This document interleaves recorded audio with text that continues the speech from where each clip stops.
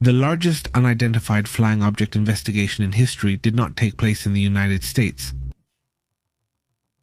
According to what Jorge Knapp, this American journalist we're seeing on screen, says, he has been one of the key figures in the disclosure of UFOs over there in the United States. Regarding what is being disclosed in the United States Congress and at the Pentagon, this journalist, researcher, and also a promoter of the topic was very serious.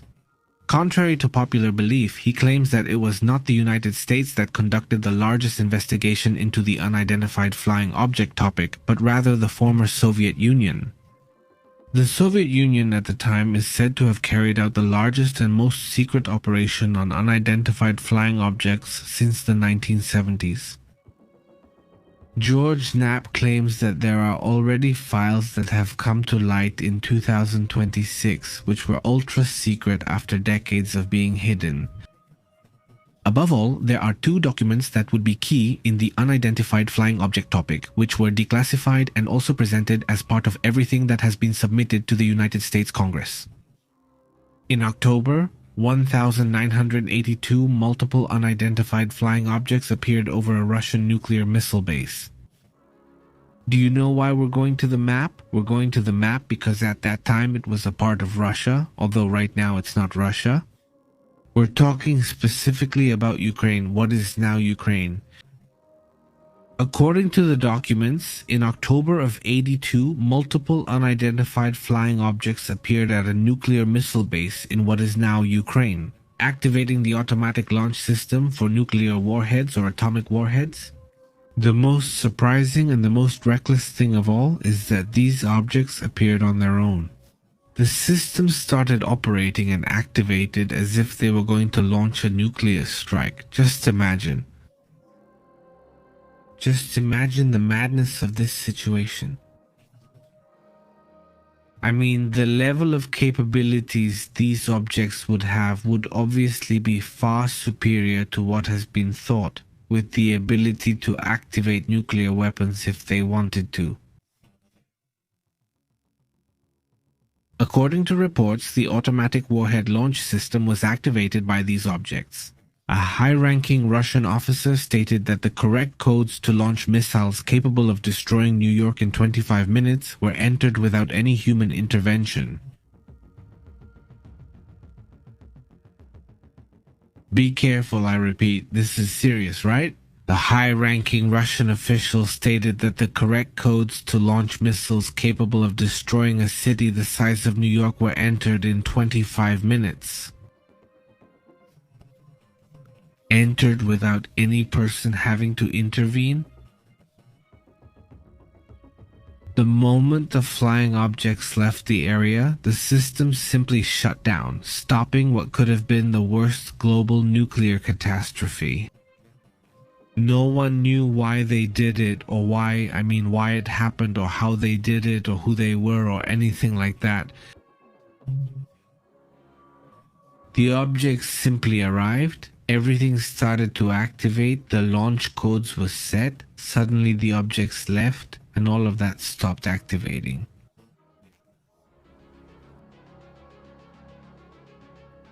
According to this report, the names of the ranks and signed statements by the high-ranking military officers who were present during this incident near Usobo are there. Just imagine we would be talking about another planet right now. Imagine, let's suppose the missiles had been launched. Not just assuming they had been launched, but if that had actually happened, this situation would have occurred. And Russia speaks to them, not to the United States, and says, hey, don't shoot at me, don't attack me. The objects arrived, they activated the systems, and they fired at you. Or they fired at X, O in the country? No. I was going to say yes, of course we're not going to say how, no. Obviously, well, they would have responded, I'm not going to say. They also came here, yes, no, well, yes, it would have been tremendous, right? The fact that they didn't do anything, the fact that they did a lot and nothing at the same time. For me, from my point of view, and I don't know what you think, well, for me it would be. If this is really how they say it in these documents, then it would be a demonstration of power, right? Like saying, well, the ones in charge here are on another level, let's say, of power, right? What you do is nothing in comparison. I see it as a clear, direct demonstration of power. According to the leaked files, they contain the names, the ranks, the statements, the times, all the information about what happened near this active base. The witnesses also reported objects flying at impossible speeds, changing shape, and disappearing abruptly. Some of them made patterns in the formations. The emergency protocols failed, and all signs indicated an external, non-human cause. They had precisely and deliberately taken control of the nuclear system, the report states. Colonel Boris Sokolov, in charge of the Russian investigation, concluded that the identified flying objects had sent a message. This was a message demonstrating that intervening in the atomic system without causing harm was possible. From their side, the message was very clear, wasn't it? Similar incidents of nuclear missile interference have occurred in the United States and have been reported by former American military personnel. This suggests that there is a common operational surveillance of UAVs. The United States Congress has investigated this for years, and while some documents remain private, congressmen have reviewed them. Supposedly, the Congressional investigation has two functions. One, what resources have been spent by the United States government or by the people of the United States? What has been spent? Resources that the government had but that were kept secret? First, they want to look at the issue of resources, and they also want to see if there is a risk to aviation or any other type of risk that could exist. They're mentioning many things, but also what some congressmen who are involved in this investigation have said is that there has been an attempt to censor this whole situation as well. In fact, some hearings that were supposed to take place have been cancelled, and suddenly, well, it seems like they want to forget about the issue. No, hopefully not. Hopefully they keep revealing and sharing a bit more information about this situation so we can understand it. So, how complex is this issue? By the way, a scientist warns that there's there could be, not at the time, a series of events that are actually happening in different places. In this case, in Zamora, a Spanish city, a sighting of some objects is reported. As reported by the Spanish city of Zamora, it has been one of the world's largest sites for unidentified flying object sightings. At least 50 clear sightings are reported by the population each year. The American Space Agency has been actively documenting the phenomenon of WAVs globally to try to reach a conclusion. Where are there more appearances and testimonies like this? Agency. Several authors, also from that area of Spain, not specifically from this area of Zamora, have been documenting this. Not all the ufology in that region, we should visit there someday.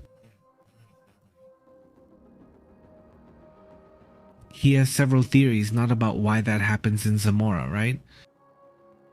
On the American side, there are several places like Mexico City and California. There are several areas, right? Several areas that are very active in that sense. But anyway, let's move on to other topics. Let's go to other important points as well.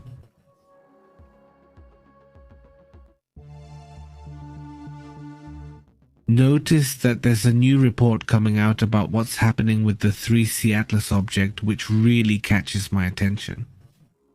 According to the latest updates, the object in this comet has been changing its speed. New measurements confirm that the interstellar object 3C Atlas is now rotating much faster than before. Its rotation has accelerated significantly. According to reports, it shows this rotation that has been increasing after passing by the Sun through perihelion, revealing possible changes induced by the Sun or something else. The interstellar object 3C Atlas is currently rotating with a rotation period of approximately 71 hours, where previously the rotation was 1,616 hours 16, now it is 71. The changes in the orientation of the jet emitted by the object and the periodic variations in total brightness, as well as the object itself, remain part of the anomalies that draw attention. As of today, the jet of gas and dust does not rotate, but rather precesses. Around the rotation axis, there are 20-degree orientation oscillations, suggesting behavior more complex than a typical comet. They say it appears to be an intelligent movement. The observations have been clarified thanks to the Hubble Space Telescope and the Minor Planet Center L92 telescope in Italy, which confirmed the rotation movement over different periods. The rotation axis of the 3C is surprisingly aligned with the direction of the Sun, with a deviation of only 10 to 20 degrees, something highly unlikely, especially considering what has been documented in other comets, both from the solar system and interstellar ones. The rotation axis is surprisingly aligned, but also the variations in brightness don't come from the rotation of the nucleus, but from a sort of pulsing of the coma. The pulsing flow of dust and gas driven by the jets draws attention because it seems to have an artificial rhythm. Although this obviously still to this day can't be understood, it can't be clarified why. Less than 1% of the scattered light comes directly to the nucleus. The observed brightness is mainly generated by the material surrounding the nucleus, which changes due to the rotation and the geometry of the jet. When the jet aligns with or moves away from the Earth's line of sight, it causes changes in brightness, at least in the brightness perceived based on the light density. Even the geometry and the angle of scattering of sunlight is still something that draws attention. January 22, 2026 is next week. They assure that it will be almost in perfect opposition to the Sun, as seen from Earth. That day, the anti-sunward jet will disappear from our view, and the anti-tail jet will point directly at us, opening the critical window for the jet. Aligned with the Sun in front, the comet behind, and it will basically be pointing toward the Sun, but we will be behind the Sun, so it's as if it were pointing at us. The anti-tail, let's say. So are we going to be able to see the anti-tail from the front? And that might allow us to see the structure around the comet itself a little better. To know, for example, how the jets are around it, it's like changing the angle. We've always been seeing it from the side, but this time we'll be able to see it almost from the front. Facing the anticola from the supposed front, though we're not sure which side that is. So it's going to be very interesting because they say you'll be able to observe that. I mean, you'll be able to see what's around it. In any case, how do the other jets behave? And determine if the symmetry continues like that, because from our point of view, everything looks too symmetrical, too strange, but maybe from another angle you could say, oh no, look, it seems symmetrical, but it was just because of the position we were in, and now it doesn't have symmetry anymore. So yeah, it's more natural that way, right? It will be interesting to observe. From now until the 22nd, since today is the 19th, the 22nd will fall on a Thursday, I think. Yeah, Thursday, that's right, next Thursday. In just under a week, 6 days on the 22nd, it will be observable. I don't know if they're going to publish it that day or not, but that's the day it will be aligned in that position. And well, I imagine that at least some amateurs will take pictures quickly, so we'll be trying to observe them and talk about this matter. I'll be talking about it as we go, right? Obviously, this situation will be very interesting. Now, let's move on to other topics, to other important reports about what's happening in the world. Thank you very much, by the way, for being here with us, and huge thanks to the members and the community who send us a super chat, a super thank you. We really appreciate that, you make this news channel possible, and that's that, right? But it catches my attention that there have been a lot of sightings of these UAVs, these drones lately, and hardly anyone even talks about it anymore. It's like suddenly it's no longer important that these drones are entering areas where they're not supposed to go. It's not a topic. Well, maybe later on we'll do a report about it or about that issue, because it's one of those things that at least we don't want to forget. I don't think we need to keep talking about this. Look, check this out. This is one of the latest images. What I meant by symmetry is this. I mean, what they're talking about is that these jets are almost perfectly at 120 degrees. This jet with this one, this jet with this one, and so on. Well, they've also been observing this one with this one. I mean, it looks really precise, and above all, that symmetry it seems to have hasn't been maintained for months. And that's another thing. They also show images from different moments, and they look very similar. Let me see if I have the other one. But here's another one, much earlier than this one, very similar to the previous one, right? So, the symmetry of the Anticola and the other jets has remained very precise, right? Just imagine then if this is some kind of, as they say, chunk of ice. Well, ancient, right? That it behaves like that is quite surprising, isn't it? So, what's going to happen? Let's see if we can observe here. Hold on a second. Let's see if we can catch the moment when this is going to happen.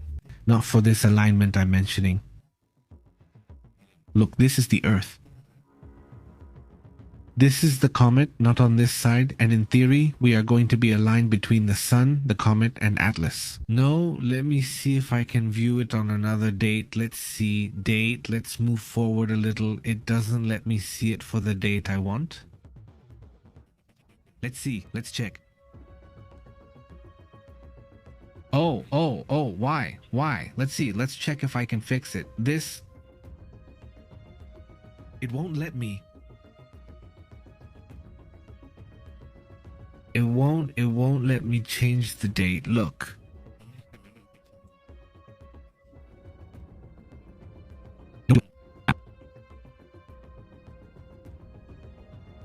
Yes, look, I think it was there, yes. Let's see if it lets me see it. It's just there. I can't see it up to now. I want to go to the 22nd. Should I find another one? Another one of these, this one? There are several tools. That let you see how the comet is progressing on its journey. Well, not towards Jupiter and not towards the beyond either. I mean, in theory, no. So, in theory, I mean that, well, it shouldn't make any other movement, no, but there it is. It's heading towards the area, the Earth and the Sun and the comet. We'll be in an almost perfect alignment, close enough for observation. From the front, the tail will almost point at us, but the anti-tail won't or barely will. Let's check the comments if possible. Thank you.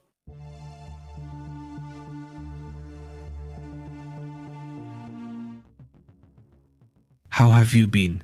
Thank you so much for joining us. Greetings, Martin, Eliseo, Mirto Assis. How are you? Greetings. Who else is joining us? Mercedes, how have you been? Thank you. How are you? Sol Garcia, Gabriel, Daniel. How are you all doing? How are you? Thank you. Hopefully, these documents will make the congressman take this issue a little more seriously. I find what George Knapp says, or what these documents say, really interesting. In any case, it would show something that I think has always been known, which is the possibility that these objects have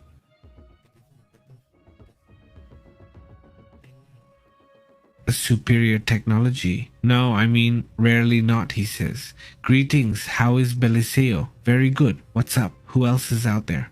I do want to thank Matosis there for not spamming. That's spam. Unfortunately, I'm going to have to block the person. Just look at that. Look at all the comments, and they're all religious comments. Hey, that's something personal, right? Religion is something personal for everyone, right? It's not something to be going around with. Since the dialogue gets lost, any chance for it disappears and the conversation just stops, right? Hello, Sol, how have you been? Very good, he says. Now the Trump and baby's comments show up and get read. What? Greetings, Belicio says. Thanks for staying on important topics so people don't skip them. Yes, we'll be there. It's a topic that suddenly comes up and there are so many other news stories that we don't have enough time to cover these topics, but whenever it's something important, we'll be talking about it, right? How are you, Dan? Mercedes Gabriel, I'm very good, thanks. And to the whole community, right? I mean, it's a very interesting topic, isn't it? Very, very interesting. Thank you. The point here is not that. And what we're talking about is the Union of Soviet Socialist Republics unit, right? Like it said there, like I said in the video. In the Union of Soviet Socialist Republics, I mean, obviously now it's Russia, but like I mentioned in the report, it's the Union of Soviet Socialist Republics, right? It was in 82, right? That's why I said Soviet Union and greetings. This Gabriel is correct. It didn't exist until 91, maybe 91 or 92 when current Russia was formed. The divisions and everything came later. Greetings, Beatrice. How have you been? Hello, what's up? Who else is out there? Eliseo says it's a puzzle throughout the whole universe. Greetings, Sol. Yes, he says. Yes, it's frustrating to see those religious comments. Yes, honestly it is. But when you see them, it's goodbye, right? I mean, I say, hey, it was just one, well, it's no big deal, but then, hey, 1, 2, 3, 4, 5. I mean, as if this wasn't good. Well, okay.